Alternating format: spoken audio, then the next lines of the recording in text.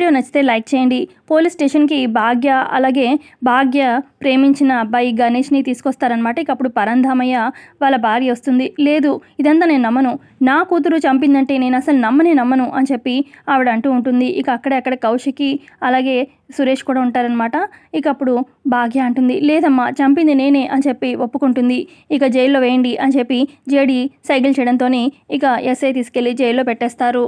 తర్వాత జేడి అంటుంది, మీ మీద ఉన్న కేసు కొట్టేసినట్టే కౌశికి గారు, ఇక మీరు వెళ్ళొచ్చు అని చెప్పి అనగానే అప్పుడు కౌశికి, నువ్వు ఈ కేసు టేకప్ చేస్తున్నావని తెలియగానే అని ఇలా కౌశికి చెప్తూ ఉంటే అప్పుడు జేడి అంటుంది, నేను నిజాయితీగా కేసుని సాల్వ్ చేస్తానని మీరు అనుకోలేదు కదా. జేడి అన్యాయాన్ని ఎదుర్కొని నిజం వైపు నిలబడి న్యాయం కోసం పోరాడుతుంది అని చెప్పి జేడి అంటూ ఉంటే, anyway thank you so much అని చెప్పి కౌశికి షేకండ్ ఇస్తూ ఉంటుందన్నమాట జగదాత్రికి. ఇక ఇద్దరు షేకండ్ ఇచ్చుకుంటూ ఉంటారు. ఇప్పుడు Jagadhatri, you are welcome Kaushiki garu అని చెప్పి అంటూ ఉంటుంది. ఇక ఇంతే అండి ప్రోమోలో జరిగింది. కమింగ్ ఎపిసోడ్లో ఏం జరుగుతుందో తెలుసుకుందాం.